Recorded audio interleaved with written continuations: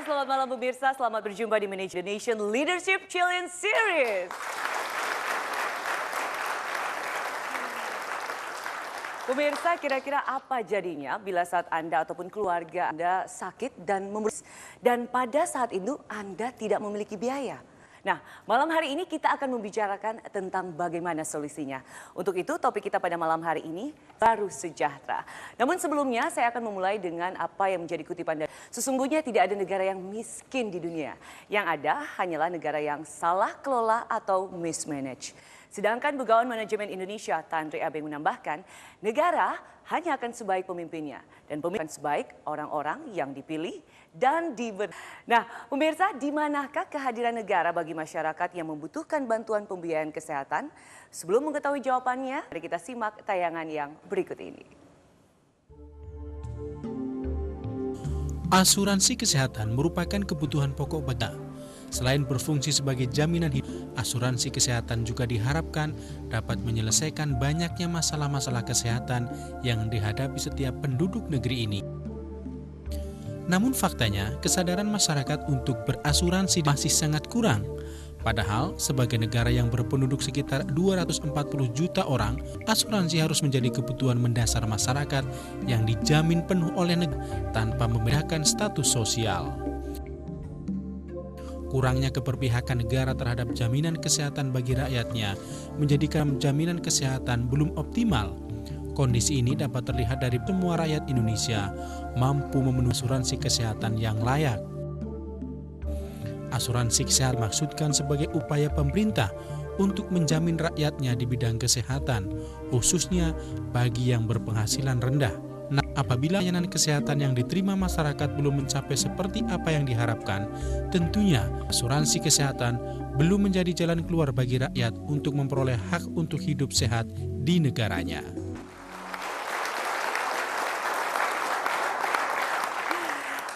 Ya pemirsa, sehat dulu baru sejahtera. Topik yang menarik sekali Pak Tandri. Apa yang menjadi catatan penting Anda untuk topik ini?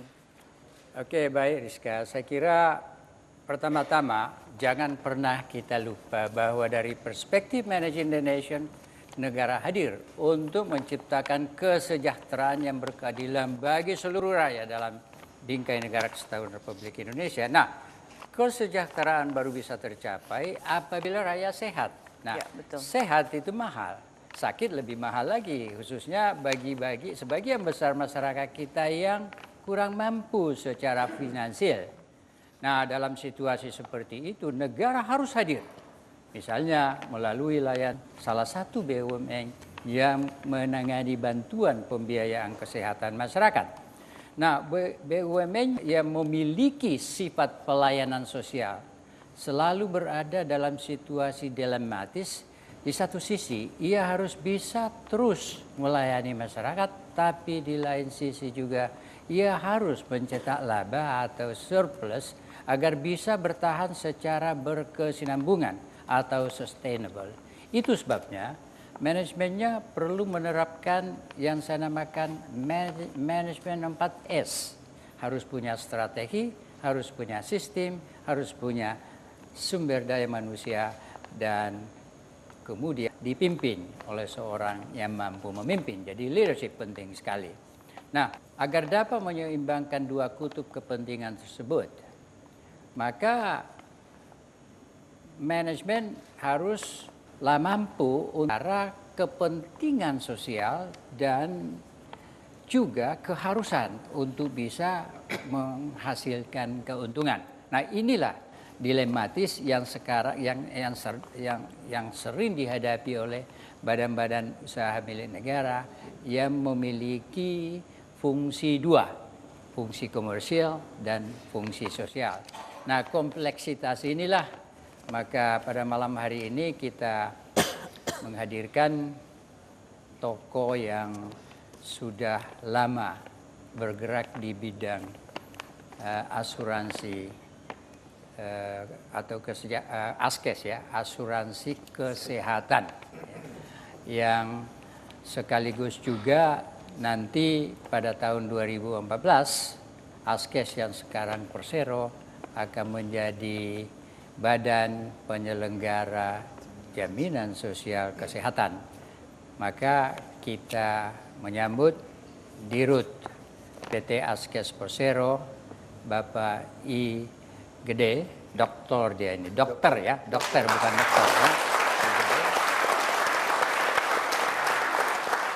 Nah, beliau kelihatannya cukup sehat, jadi jangan khawatir.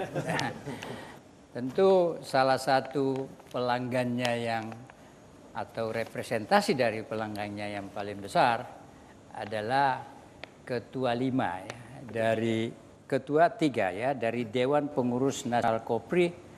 Dan inilah kelompok user terbesar. Kita sambut juga dokter. Kalau ini dokter, beliau. Nah, itu dokter, ini dokter. Ya. Kawan saya sebenarnya beliau ini dari kampung saya, yaitu Dr. Iskandar Andi Nuhung. Kita sambut beliau. Oke, Pak Andri dan juga pemirsa di rumah, mungkin saya langsung aja kepada Pak Gede.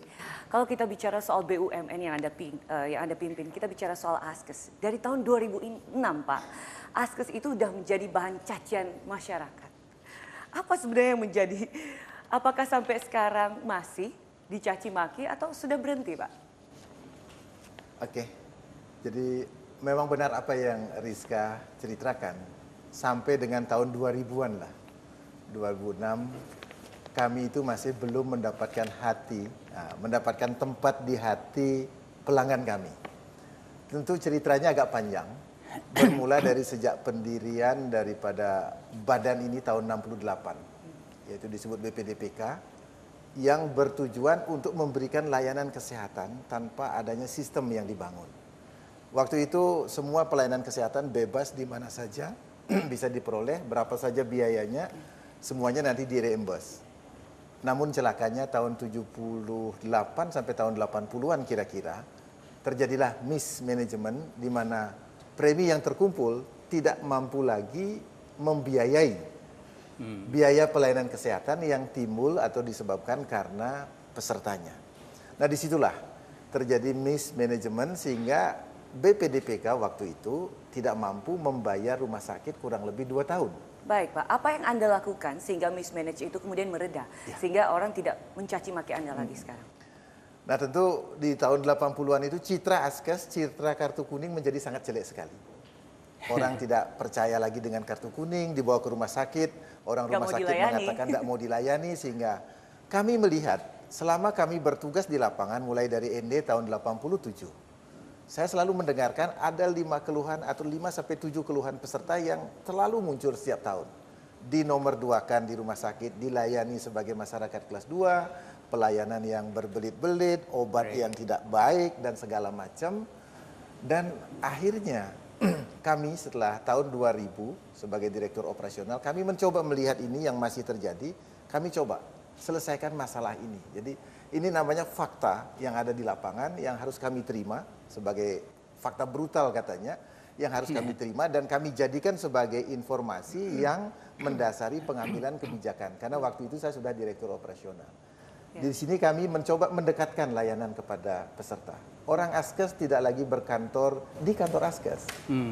Dia harus ada di sarana pelayanan sehingga kontak dengan peserta itu lebih banyak. Lebih individual lebih juga, individual dan lebih memahami. Dan juga kalau ada peserta yang mengeluh di rumah sakit, karena sebagian besar pelayanan kita ada di rumah sakit, maka orang Askes ada di situ memberikan penjelasan yang benar. Berarti kalau dari penjelasan Anda, bisa saya gambarkan bahwa Askes itu mempunyai 2 fungsi, yaitu fungsi pelayanan dan juga fungsi korporasi. Gitu ya. Bagaimana Anda kemudian mengelola itu? Jawabannya sebentar lagi Pak.